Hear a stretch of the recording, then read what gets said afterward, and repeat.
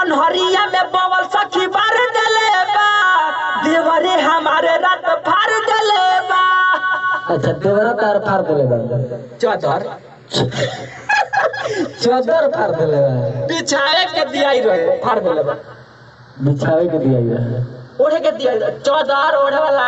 अच्छा एक बार शुरू से सुनाओ तब रिकॉर्डिंग होगा शुरू से।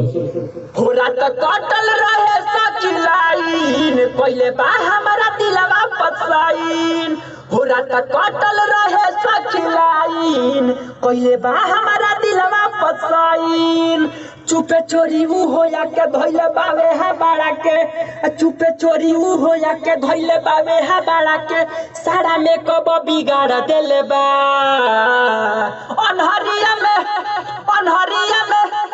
अनहरिया में बवल सखी बार देले बा देवरा हमारा रात फाड़ देले बा।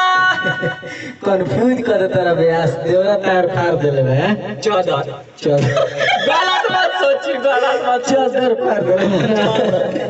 ठीक है म्यूजिक बजाओ तो गाओ म्यूजिक हां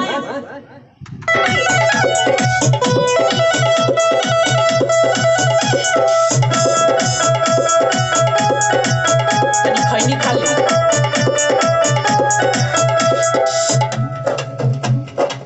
क्या हुआ आई फिर से आई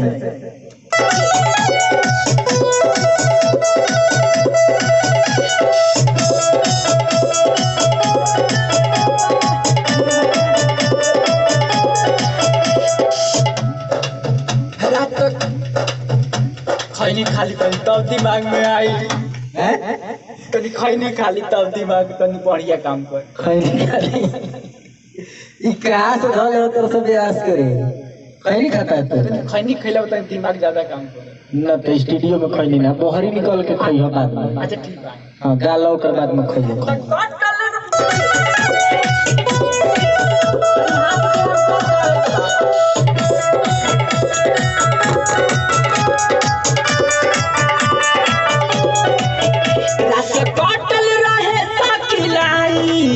पहले बा हमारा दिलवा पसाई।